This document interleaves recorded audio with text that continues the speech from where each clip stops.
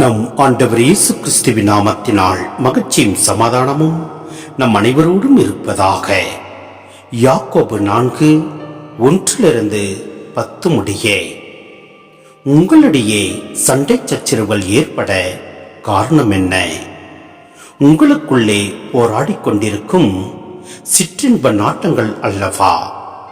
நீங்கள் ஆசைப்படுவது கிடைக்காததால் கொலை செய்கிறீர்கள், பேராசை கொள்கிறீர்கள். அதை பெற முடியாததால் சண்டை சச்சரவு உண்டாக்குகிறீர்கள். அதை நீங்கள் ஏன் பெற முடிவதில்லை? நீங்கள் கடவுளிடம் கேட்பதில்லை. நீங்கள் கேட்டாலும் ஏன் அடைவதில்லை?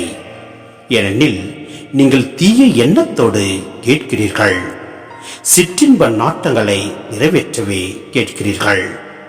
விபச்சாரர் போல செயல்படுவோரே, உலகத்தோடு நட்பு கொள்வது கடவுளை பகைப்பது என்பது உங்களுக்கு தெரியாதா? உலகுக்கு நண்பராக விரும்பும் எவரும் கடவுளை பகைப்பவர் ஆவார். அல்லது மனித உள்ளத்திற்காக கடவுள் பேராவலோடு இயங்குகிறார். அதற்கு அவர் அளிக்கும் அருளோ மேலானது என மறைநூல் சொல்வது வீண் என நினைக்கிறீர்களா? ஆகவே சிறுகுற்றரை அவர் இகழ்ச்சியுடன் நோக்குகிறார். தாழ் நிலையில் உள்ளவர்களுக்கோ கருணை காட்டுவார் என்று மறைநூல் உரைக்கிறது. எனவே கடவுளுக்கு பணிந்து வாழுங்கள், அழகிய எதிர்த்து நில்லுங்கள். அப்பொழுது அது உங்களிடமிருந்து ஓடிப்போகும். கடவுளை அணுகி செல்லுங்கள், அவரும் உங்களை அணுகி வருவார். பாவிகளே, உங்கள் கைகளை தூய்மையாக்குங்கள். இரு மனத்தோரே, உங்கள் உள்ளங்களை தூய்மைப்படுத்துங்கள். உங்கள் நிலையை அறிந்து துயருற்று புலம்பி அழுங்கள். உங்கள் சிரிப்பு புலம்பலாகவும் மகிழ்ச்சி ஆழ் துயரமாகவும் மாறட்டும்.